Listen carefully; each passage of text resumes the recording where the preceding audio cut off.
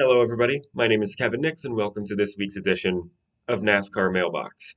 This past weekend, Kyle Larson, for the second time this season, was one race shy of pulling off the weekend sweep.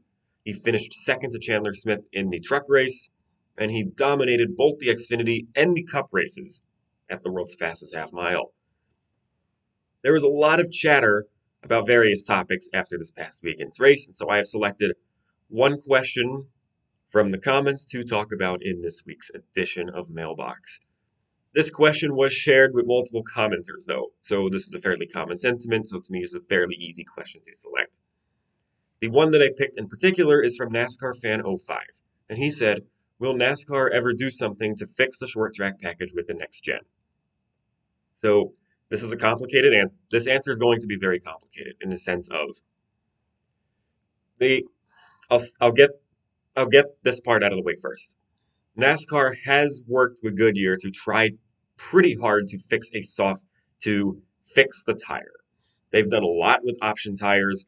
NASCAR has really gone outside the box with trying to come up with different solutions regarding the tire for the short track racing and Goodyear. So they've worked closely with Goodyear to try to improve the tire. Obviously, this past weekend it did not work very well. But on that note, and that note only, I will give NASCAR credit for trying with the tires. They've done a lot with the tires to try to make the racing better. But this will be my main point. Will they ever do something meaningful with the car? Which is where I assume this comment is getting at.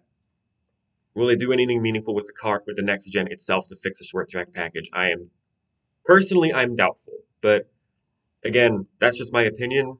A lot of others in the industry might have a more optimistic view of the next gen than I do. But I'm of the premise that this car has multiple fundamental flaws that make good short track racing almost impossible. So one problem is that the car is way too planted to the racetrack. You have this because one, the car is way too low, and two, and there are other reasons as well. And I preface this by saying I am no mechanic, I am no engineer, so it's like I I can't say exactly specifically how many things go into effect, but I know that these are some of the bigger things. You have the tires. The tires are the next gen tires are wider than the previous iterations of car. The cars are more planted to the track. By nature, because the tires are wider, they have more grip. It's harder to get a car loose. It's harder to get the car to spin out. So if you look at previous races, if you look at like even Gen 6 races, and I know the much maligned 2019 package has its own problems, but throw that year out of the equation. You look at 2020, 2021, 2018, 2017, and you look at the races at Bristol, you could see how much even then the cars were moving around. And to me, these cars drive too good on these short tracks. And a big reason for that is because of the tire. It's because of the width of the tire. The tires are too wide. You add in, this is a personal point of mine as well, the rear bumpers are so durable on these cars, and so are the front bumpers. You can hit the guy pretty hard ahead of you, and it will do nothing whatsoever to his car. That's not how it should be. That really is not how it should be with short track racing. Short track racing, you should be able to move the guy out of the way ahead of you. You should be able to trade paint and have. That's where a lot of the variation happens because this type of racing, contact is almost encouraged. Obviously, you have to race with respect, but you can race with contact and respectfully a lot of the time. So I think the width of the tire is a pretty big problem. I also think the car is too low to the ground. Denny Hamlin mentioned this on his podcast, Actions Detrimental. There's air that is, in previous iterations of car, the air would be traveling above the car.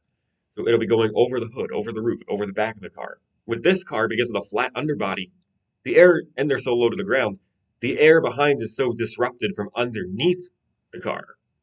He was talking about dirty air at Bristol. We should not have dirty air at Bristol.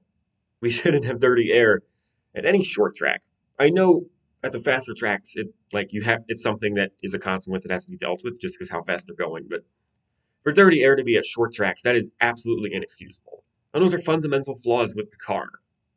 And like I said, personally, I'm not a big fan of the next gen. I know it's put on some great shows in the intermediates, but I think overall this car has had more negatives than positives, and I think we've seen overall decline in racing quality since the car has come out.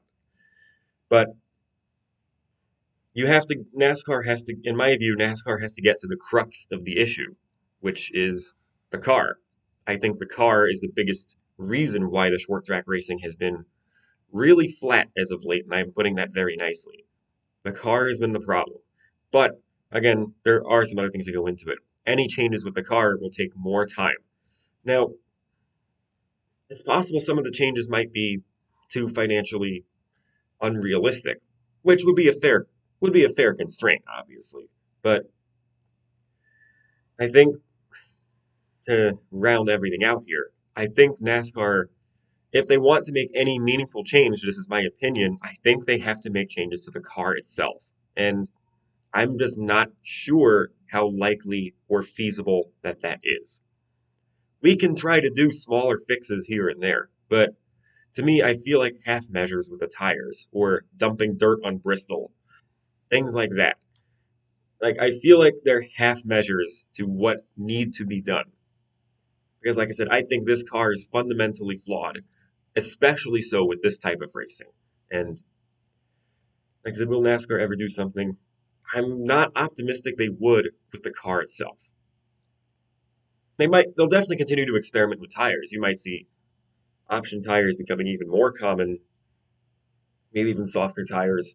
So I feel like they're more likely to make further changes to the tires, even things like maybe even treaded tires or something like that, or groove tires, to really increase the fall off to such a dramatic amount that it does come into play. So,